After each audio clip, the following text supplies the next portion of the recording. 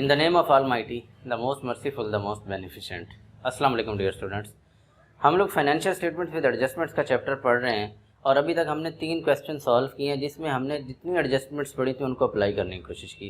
आज हम एक और क्वेश्चन जो है वो सॉल्व करेंगे जिसमें हमारे पास ये 6 किस्म की एडजस्टमेंट्स मौजूद हैं और इनकी मदद से हमने ट्रायल बैलेंस भी दिया गया और इनकी मदद से हमने trading profit and loss account और बैलेंस शीट तैयार करनी है। तो आइए चलते हैं, सबसे पहले क्वेश्चन को रीड आउट करते हैं ट्रायल बैलेंस को और देखते हैं कि किस आइटम ने कहाँ पे दर्ज होना है। तो सबसे पहले हमारे पास ये कैश इन हैंड और कैश एट बैंक है। ये दोनों आपको पता है कि करंट एसेट्स होते हैं। Plant and machinery fixed asset होती है। Furniture and fixture fixed asset है। ड्राइंग्स जो होती हैं ये हम लाइबिलिटी साइड पे कैपिटल में से लेस करते हैं, कैपिटल लाइबिलिटी साइड पे आएगा। इंश्योरेंस हमारा प्रॉफिट एंड लॉस में जाएगा। सैलरीज एंड वेजेस जाएंगे भी प्रॉफिट एंड लॉस में जाएंगे। अगर ये वेजेस एंड सैलरीज होते तो ये डायरेक्ट एक्सपेंस बनना था और इसको हमने ट्रेडिंग अकाउंट में लिखना था। अभी हम सैलरीज को पहले हिस्से को आपने वेटेज देनी है तो ये प्रॉफिट एंड लॉस में जाएगा। डेटर्स जो है ये करंट एसेट होते हैं। ओपनिंग स्टॉक ट्रेडिंग में जाएगा। ट्रेडमार्क राइट्स ये हमारे जो इनटेंजिबल एसेट्स होते हैं, इनको भी हमने फिक्स्ड एसेट्स के अंदर लेके जाना है। लेकिन यहाँ पर एक बात याद रखनी है कि ये बताया गया कि ये 10 ईयर्स के लिए हमने ट्रेडमार्क राइट्स लिए हैं और 1/1/97 से जो है ना ये शुरू हो रहा है, यानी इस साल ये 1997 का हमें ट्रायल बैलेंस दिया गया। तो 10 साल पे ये मुहित है। हमने इसको ये भी याद रखना है कि हमने पढ़ा था डेप्रिसिएशन के चैप्टर के अंदर जो इनटेंजिबल एसेट्स होते हैं उनकी जो वैल्यू में कमी आती है हर साल, उसको हम लोग अमोर्टाइजेशन कहते होते हैं। तो हमने इसकी अमोर्टाइजेशन को जो है वो भी डील करना है। इसके बाद परचेजेज हैं ये ट्रेडिंग अकाउंट में आएंगे। पोस्टेज एंड टेलीग्राम जो है ये हमारा P&L में जाएगा। बैड डेट्स P&L में जाएंगे। लोन लिया हुआ है तारीख से तो ये एक लाइबिलिटी है, लॉन्ग टर्म लाइबिलिटी है। 6% रेट ऑफ इंटरेस्ट भी दिया गया है और ये लोन जो है वो लिया गया है 1/7/97 को। तो 1/7/97 का मतलब है कि इस पर 6 माह के लिए इंटरेस्ट भी होना था। तो इंटरेस्ट जो है वो बताया गया 200 है। तो हम चेक करेंगे 6% को, ये भी एडजस्टमेंट ही होती है। हमने इसको चेक करना होता है कि क्या ये 200 ही बनता है। अगर तो 200 बनता हो तो देन इट्स ओके, लेकिन अगर ये इससे ज़्यादा बनता हो तो बाकी का आउटस्टैंडिंग बनाना होता है और उसको इसमें ऐड करके फिर लाइबिलिटी बनाना होता है। क्रेडिटर्स जो होते हैं ये पर P&L में जाता है जो लोन पे इंटरेस्ट देना है। क्रेडिटर्स हमारी करंट लाइबिलिटी होते हैं और सेल्स को हमने कहाँ लिखना है, ट्रेडिंग अकाउंट में लिखना है। इसी तरीके से अब हम एडजस्टमेंट्स पढ़ के उनके नंबरिंग वहाँ कर लेंगे, किस एडजस्टमेंट ने किसको इफेक्ट करना है। स्टॉक का हमें पता है इसने ट्रेडिंग अकाउंट में भी जाना है और करंट एसेट भी बनना है। डेप्रिसिएशन प्लांट एंड मशीनरी और फर्नीचर एंड फिक्सचर, ये प्लांट एंड मशीनरी है, इस पे हम नंबर 2 कर लेते हैं। फर्नीचर एंड फिक्सचर पे भी डेप्रिसिएशन 2 पे कर लेते हैं। तीसरी एडजस्टमेंट जो है ना ये एक बड़ी इंपॉर्टेंट है और न्यू है, पिछले क्वेश्चंस के अंदर ऐसा नहीं था। Invoices for 3000 were recorded in sales book, यानी हमने सेल बुक के अंदर ये शो हो रहा है कि 3000 की चीज़ें बेच दी गई हैं और ये 29/12/97 को बेची गई हैं, यानी 1997 के आखिरी महीने की 29 तारीख को। But goods were not dispatched, लेकिन गुड्स को भेजा कोई नहीं हमने अभी तक। तो जब तक गुड्स हमने भेजी नहीं है, उनको दी नहीं है, तो इसका मतलब है कि सेल्स बुक में दर्ज हो गए लेकिन सामान हमारे पास ही पड़ा हुआ है। And included in closing stock, और वो हमारे स्टॉक के अंदर शामिल है। तो अब हमने इसको अपनी सेल में से निकालेंगे क्योंकि अभी तक हमने इसको बेचा नहीं। देखें, जब तक सामान नहीं डिलीवर करेंगे तब तक वो हमारा रेवेन्यू तो नहीं हो सकता। तो इसलिए इसको हमने एक तो सेल से निकाल देंगे इस 3000 को।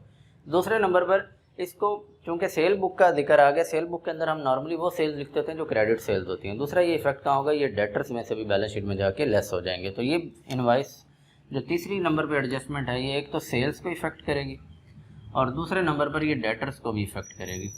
तो हमने इन दोनों के ऊपर लगा दिया। उसके बाद कहा गया of the debtor 1000 are bad and should be written off, ये एडिशनल बैड डेट्स या फर्दर बैड डेट्स दे दिए गए, ये डेटर्स को इफेक्ट करेगा। नंबर 4 BC पे आ गया। 5वें नंबर पर कहा गया create a provision of doubtful debts. Doubtful debts के लिए हमने एक प्रोविजन क्रिएट करनी है डेटर्स पर, तो नंबर 5 भी इसी पे इफेक्ट करेगी। यानी ये डेटर्स से रिलेटेड हमारी 3 एडजस्टमेंट्स हैं, 3 एडजस्टमेंट्स ने इफेक्ट करना है इसको। फिर उसके बाद सन्ड्री डेटर्स इंक्लूड 6000, ये भी डेटर से रिलेटेड है। Sundry debtor include 6000 due from mister Asif. Mister Asif हमारा कोई कस्टमर है जिससे हमने 6000 रुपया लेना है। और whereas creditors include 1000 due from Asif, और आसिफ हमारा सप्लायर भी हो सकता है, यानी एक ही बंदा है जो हमारा सप्लायर भी है जो हमारा कस्टमर भी है। तो उससे 6000 लेना है और 1000 उसको देने वाला रहता है। ये भी एक टेक्निकल हमारे लिए यहाँ पर एंट्री मौजूद है, इसको भी हमने देखना है कि इसका क्या इम्पैक्ट होगा। देखें, हम अगर एक ही शख्स से हमने 6000 रुपये उससे लेना हो और 1000 उसका देना हो, तो अगर हम इसको नेट बैलेंस निकालें तो मिस्टर आसिफ जो है वो हमारा 5000 से डेटर्स है, यानी 1000 उस वो डेटर कम भी हम कर सकते हैं। ये वो अमाउंट है जो हमें हेल्प करेगी जहाँ पे हमने प्रोविजन वगैरह लेनी है डेटर्स पे, बैड डेट्स की। तो इसको देखेंगे वहाँ पे इसने भी इफेक्ट किसको करना है, डेटर्स को करना है। तो डेटर्स से रिलेटेड सब ज़्यादा एडजस्टमेंट्स हैं, 6 में से 4 एडजस्टमेंट्स का जो है वो लिंक किससे है, डेटर्स से है। तो डेटर्स को हमने बड़ा ध्यान से जो है वो डील करेंगे। तो चलते हैं, पहले ट्रेडिंग अकाउंट बना लेते हैं, उसके बाद हम लोग बैलेंस शीट और प्रॉफिट एंड लॉस अकाउंट को पैरेलल तैयार करेंगे। ट्रेडिंग अकाउंट बनाते हुए हमारे पास जो 5 चीज़ें आती हैं उसमें सबसे पहले ओपनिंग स्टॉक होता है, उसके बाद परचेजेज होती हैं, इधर हमारे पास सेल्स होती हैं। चलें जी, ओपनिंग स्टॉक देखते हैं। ओपनिंग स्टॉक कहाँ गया, ओपनिंग ये आ गया जी 20,000। तो यहाँ 20,000 दर्ज हो जाएगा। रिटर्न पूरे क्वेश्चन के अंदर हमें कहीं भी नज़र नहीं आई, तो जो परचेजेज हमारी हैं वो नेट परचेजेज ही हैं। ये 1.5 लाख से नेट परचेजेज आ गए, ठीक है जी। इसके अंदर हमें ट्रेडिंग अकाउंट में इसके अलावा सेल्स हैं। सेल्स जो हैं वो 2,30,000 की टोटल सेल्स लिखी हुई हैं, लेकिन इसकी में एडजस्टमेंट नंबर 3 इफेक्ट कर रही है इसको। और 3 एडजस्टमेंट क्या है कि 3,000 रुपया की वो सेल्स लिखी हुई हैं जिनकी चीज़ें अभी तक हमने भेजी नहीं हैं, तो इनको हम लोग यहाँ से निकाल देंगे। जो हमने गुड्स डिस्पैच नहीं की, गुड्स नॉट डिस्पैच्ड, और उसकी अमाउंट जो है वो कितनी है, 3,000 है। तो अगर 2,30,000 में से 3,000 चले जाएं तो बाकी 2,27,000 रह जाएंगे। इसके बाद क्लोजिंग स्टॉक ने आना है, और क्लोजिंग स्टॉक हमारे पास एडजस्टमेंट में दिया गया होता है, और यह है 38,000, ठीक है। हमें यहाँ पर कोई किसी किस्म का डायरेक्ट एक्सपेंस नहीं दिया हुआ। ट्रेडिंग अकाउंट में देखें ना, एक ये 2, 3 और 4, तो ये चारों चीज़ें हमने यहाँ पे दर्ज कर दी। तो अब हम लोग यहाँ से अपना ग्रॉस प्रॉफिट निकाल लेते हैं। 2,27,000, इसमें जमा किया 38,000, तो ये बन गया 2,65,000। इधर भी 2,65,000 आ जाएगा, और जो इसका रिजल्ट बनेगा वो क्या कहलाएगा, ग्रॉस प्रॉफिट कहलाएगा। इसमें से माइनस कर देते हैं 1,70,000, 17,000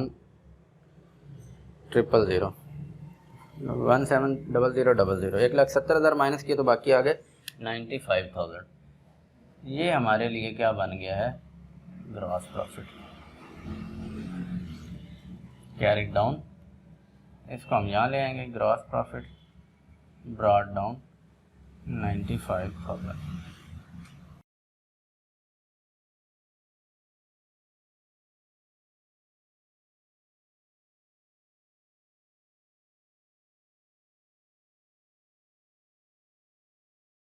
ट्रेडिंग अकाउंट बन चुका है। अब हम लोग ट्रायल बैलेंस को पढ़ते जाएंगे और प्रॉफिट एंड लॉस अकाउंट और बैलेंस शीट को पैरेलली जो है ना वो हम तैयार करेंगे।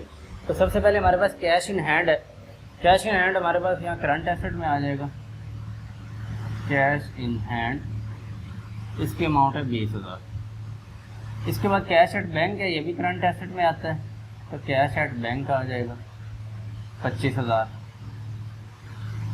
इसके बाद है plant and machinery. Plant and machinery तो हमारे फिक्स्ड एसेट्स होते हैं, तो इसको हमने फिक्स्ड एसेट में लिखना है। चूँकि डेटर से रिलेटेड हमारे एडजस्टमेंट ज़्यादा है, हम थोड़ी सी जगह ज़्यादा छोड़ के यहाँ पर फिक्स्ड एसेट्स बना लेते हैं।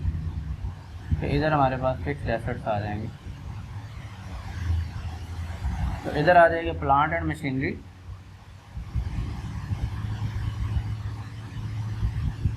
प्लांट एंड मशीनरी की अमाउंट है 50,000। इनर कॉलम में लिखेंगे 50,000। इनर कॉलम में इसलिए लिखेंगे क्योंकि इसके साथ एडजस्टमेंट नंबर सेकंड लिखिएगा। एडजस्टमेंट नंबर सेकंड क्या है, प्लांट एंड मशीनरी को 10% डेप्रीशिएट करें।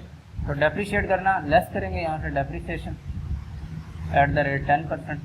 50,000 पे 10% जो है वो 5,000 बनेगा, तो 50 में से 5 चले जाएँ तो बाकी 45 रह जाएंगे। और इस डेप्रीशिएशन ने इनडायरेक्ट एक्सपेंस बन के P&L अकाउंट के अंदर भी हमारे पास आ जाना है। यहाँ आ जाएगा depreciation on plant and machinery 5,000, ठीक है जी।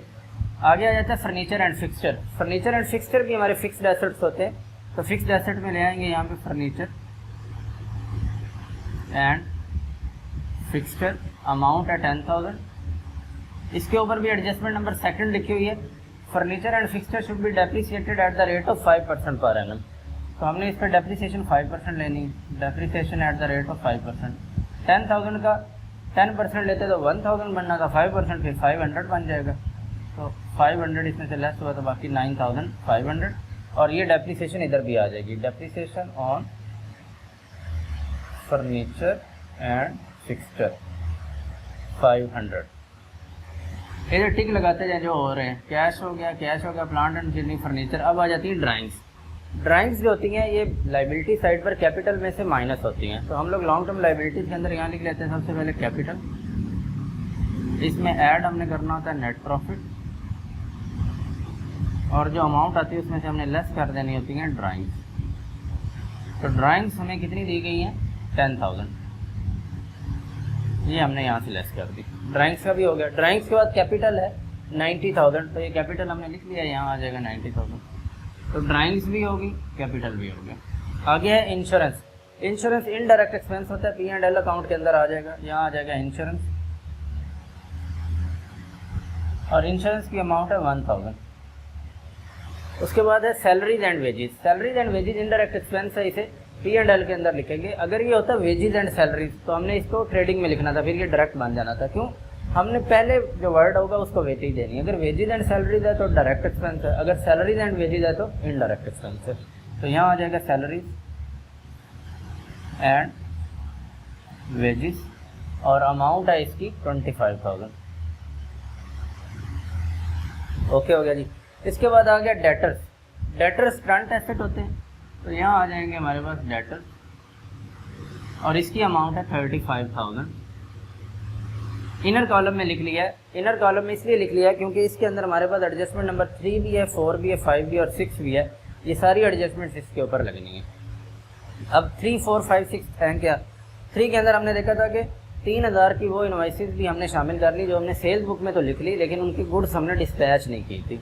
जब हम गुड्स उनको डिस्पैच नहीं कर रहे तो हमारे रिसीवेबल भी नहीं बन रहे। एक तो ये 3,000 इसमें से निकल जाएगा।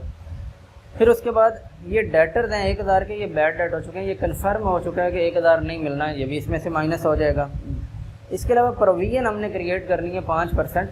जो हमारे गुड डेटर्स हैं उनमें से हमने डाउटफुल क्रिएट किया है, कितने परसेंट? 5%। इसको भी हमने यहाँ से माइनस करना है। और फिर एक छठे नंबर पर एक हमें शख्स के बारे में बताया गया, मिस्टर आसिफ, जो हमारा डेटर है 6,000 से और क्रेडिटर है 1,000 से। तो इस पर हमने नेट रिजल्ट निकाल लेना है कि आसिफ से हमने नेट जो है वो 5,000 लेने वाला। डेटर हमारा 5,000 का वो है, वो जो 1,000 का क्रेडिटर था वो हम जो है वो निकाल देंगे, यानी हम डेटर में से भी निकाल दें।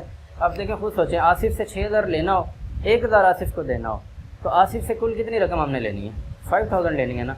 तो वो जो 1,000 डेटर से निकाला, इसी तरीके से वो 1,000 क्रेडिटर से भी हमने निकाल देना है। तो ये हमने ट्रीटमेंट इसके ऊपर करने हैं। पहले 6 का कर लेते हैं एडजस्टमेंट। इसको यहाँ माइनस कर देते हैं, ड्यू टू आसिफ 1,000, तो ये आ जाएगा हमारे पास 34,000। ये आसिफ वाली अमाउंट इधर से हम निकाल दी, और वो हमने क्रेडिटर से भी निकालनी है। तो ऐसा ना हो कि हम भूल जाएं, तो हम इसमें से क्रेडिटर ढूंढ के हुई भी ट्रीटमेंट हम साथ ही कर लेते हैं। इधर क्रेडिटर दिए लिखे हुए हैं, इस पर हमने देखें एडजस्टमेंट नंबर 6 को ट्रीट किया हुआ है। तो ये 54,200 के हैं, यहाँ हम लिख लेंगे क्रेडिटर 54,200, इसमें से लेस कर देंगे जो आसिफ के थे ड्यू 1,000, तो बाकी रह जाएंगे 53,200। तो आसिफ वाली एडजस्टमेंट करने के बाद हमारे जो डेटर्स एक्चुअली हैं वो कितने हैं? 34,000 के। अच्छा, अब हम लोग एडजस्टमेंट नंबर 3 पे आए। 3,000 की जो इनवाइसेस सेल्स बुक में दर्ज हुई थी, डिस्पैच नहीं की थी, वो हमने अपने रेवेन्यू से निकाल दी थी, क्योंकि जब तक हम उनको गुड्स डिलीवर नहीं करेंगे वो हमारा रेवेन्यू नहीं बन सकता। तो इसका दूसरा इफेक्ट क्या होना था कि ये हमारे डेटर से भी निकलने हैं। क्यों? जब तक हम उनको चीज़ें भेजेंगे नहीं वो हमारे रिसीवेबल नहीं बन सकते।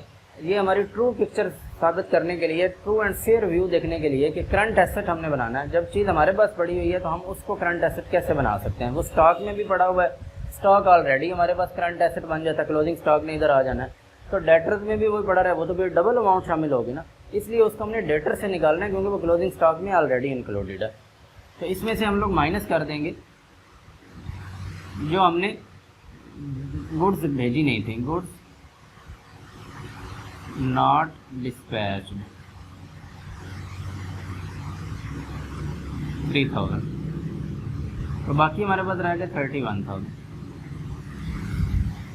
अब इस एडजस्टमेंट नंबर 3 जो है इसके भी दोनों इफेक्ट हो चुके हैं, एडजस्टमेंट नंबर 6 के भी दोनों इफेक्ट हो चुके हैं। अच्छा जी, डेटर्स के हवाले से हमने जितना काम ये हमें नज़र आ रहा था वो हमने कर लिया। अब आगे चलते हैं डेटर्स से आगे। अभी तक हम इसमें एडजस्टमेंट नंबर 4 और 5 रहती है। उसके बाद ओपनिंग स्टॉक आया, तो ओपनिंग स्टॉक से मुझे याद आया कि क्लोजिंग स्टॉक हमने इधर तो लिखा हुआ है, उसने अभी तक इधर आना है। तो क्लोजिंग स्टॉक को हम यहाँ छोटा सा लिख लेते हैं जी, क्लोजिंग स्टॉक। ऊपर जगह छोड़िए क्योंकि अभी तक 2 एडजस्टमेंट डेटर्स की रहती हैं। क्लोजिंग स्टॉक हमारे पास 38,000। अच्छा, इसके बाद स्टॉक के बाद हमें दिया गया ट्रेड मार्क राइट्स। ये जो राइट्स होते हैं, पेटेंट्स वगैरह, ट्रेड मार्क, ये हमारे इनटेंजिबल एसेट्स होते हैं जिन्हें हम फिक्स्ड एसेट्स के अंदर लेके आते होते हैं। और साथ में बताया गया कि ये 10 ईयर्स के लिए लिए हैं 1/91 से। तो इस साल 10 साल पे ये हमारे ट्रेड मार्क की जो वैल्यू है ना, ये कंप्राइज कर रही है। तो हर साल जो है वो इसमें से हमने इसको 10 पे डिवाइड करना है, तो हर साल 4000 जो है वो इसका डेप्रिसिएट होता है। लेकिन हमने पढ़ा था डेप्रिसिएशन के चैप्टर के अंदर कि जो इनटेंजिबल एसेट्स होते हैं उस पर जो डेप्रिसिएशन होती है उसको डेप्रिसिएशन नहीं कहते, बल्कि क्या नाम दिया था? Gas amortisation. उसे हमने क्या कहा था? अमोर्टाइजेशन। तो हम इसको ट्रेड मार्क को यहाँ ले आएंगे इधर फिक्स्ड एसेट में। ट्रेड मार्क 40,000, इसमें से लेस कर देंगे जितना अमोर्टाइज कर दिया, अमोर्टाइजेशन 4,000, तो ये 36,000। ये 4,000 कैसे बना है? जितनी उसकी टोटल वैल्यू है उसको उसकी लाइफ पे डिवाइड कर दिया, जिस तरह स्ट्रेट लाइन मेथड के तहत हम डेप्रिसिएशन निकालते थे। अब इस अमोर्टाइजेशन ने एक दफ़ा तो यहाँ से, जैसे डेप्रिसिएशन यहाँ से लेस हुई थी और इधर आई थी P&L में, इसी तरह अमोर्टाइजेशन इधर से लेस होकर P&L में भी आएगी। यहाँ आ जाएगी अमोर्टाइजेशन ऑन ट्रेड मार्क 4,000। ठीक है जी, समझ आ गई बात की। अब ये हमारे पास हो चुका है, ये भी हो चुका है। आगे आ जाएंगी, परचेजेज हो चुकी हैं। Postage and Telegram indirect expense इधर आ जाएगा, पोस्टेज एंड टेलीग्राम, और इसकी अमाउंट है 2000। पोस्टेज एंड टेलीग्राम के बाद बैड डेट्स आ जाते हैं। अब हम डेटर्स की भी वो चीज़ें आ जाएंगी हमारे पास। यहाँ बैड डेट्स, जो रिमेनिंग डेटर का ट्रीटमेंट रहता है वो अब हो जाएगा 1000।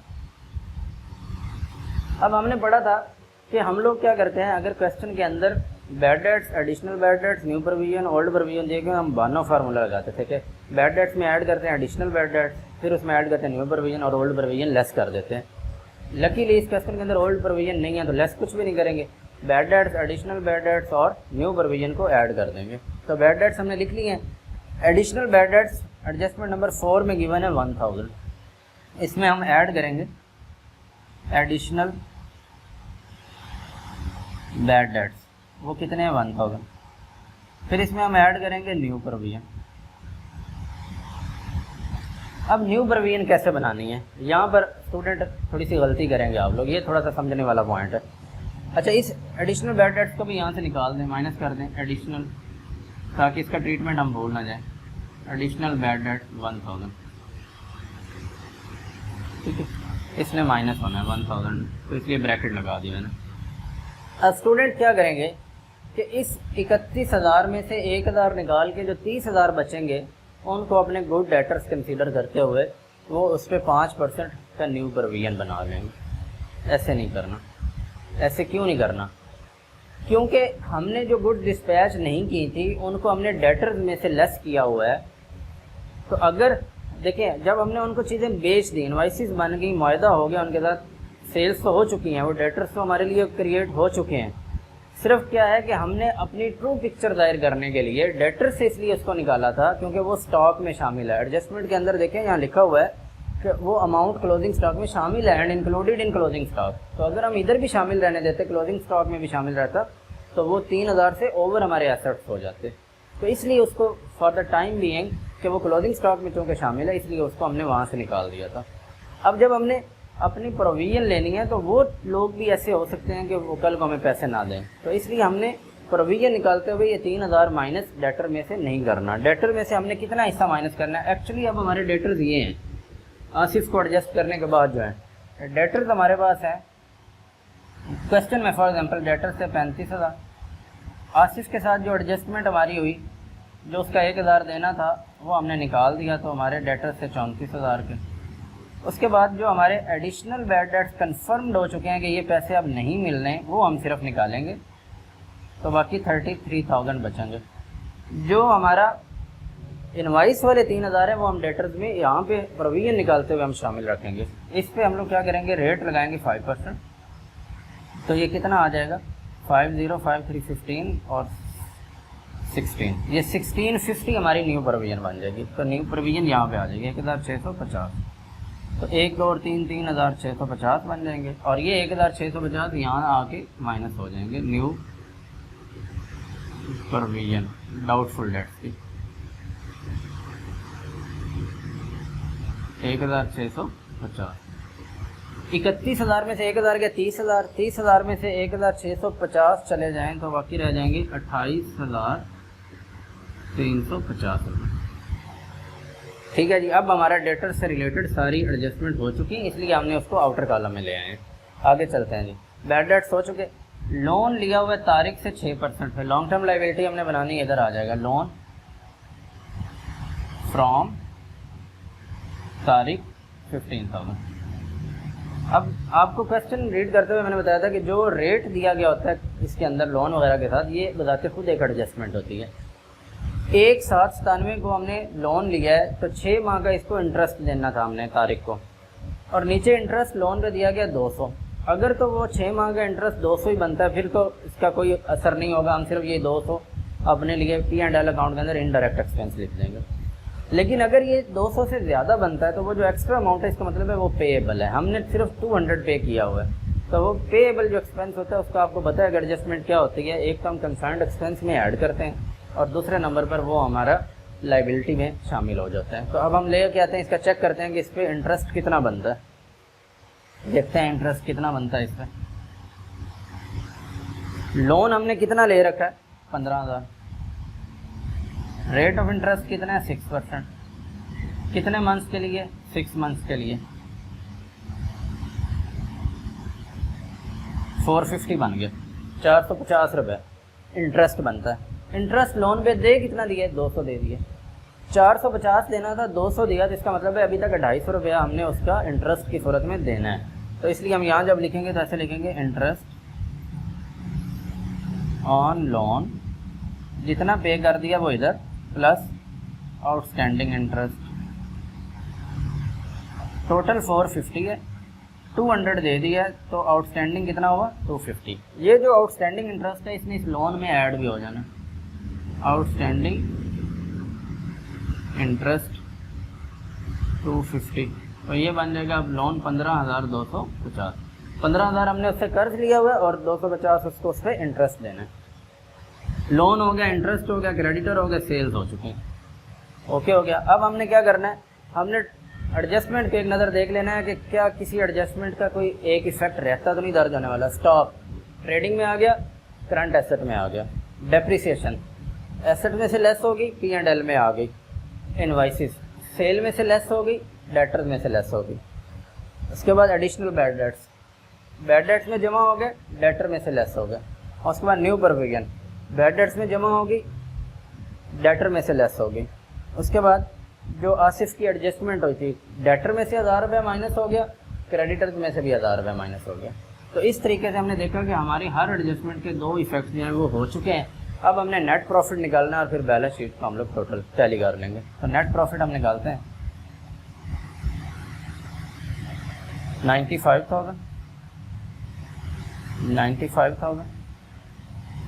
अब हम लोग कैलकुलेटर का सहारा लेते हैं, देखते हैं कि हमारा नेट प्रॉफिट कितना आता है जी।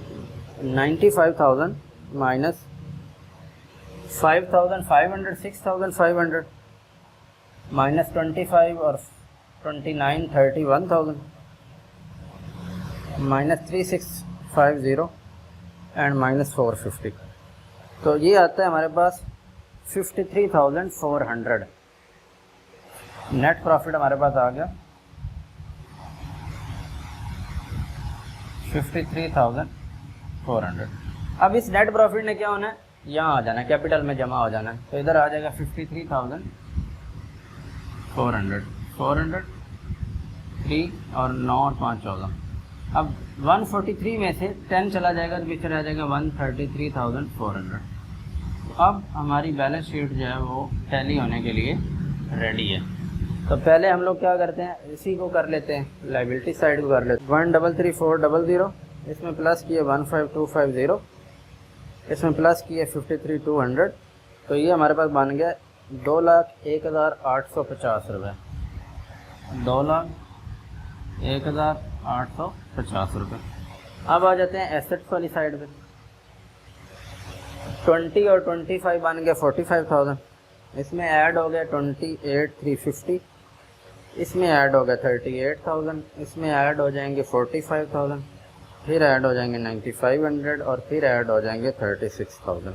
तो एग्जैक्टली ये भी वही आ गया 2,01,850 रुपये।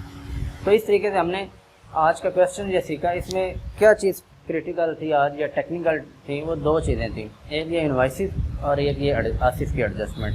और फिर हमने न्यू प्रोविजन निकालते हुए क्या करना था, वो जो हमने गुड डिस्पैच नहीं की थी उसको हमने देखना था कि डेटर में से निकालना है या नहीं निकालना। तो उम्मीद है आपको क्वेश्चन की अच्छे समझ आ गई होगी। प्रैक्टिस करेंगे तो एडजस्टमेंट्स करनी आएंगी। इंशाल्लाह मुलाकात होगी नेक्स्ट क्वेश्चन के अंदर।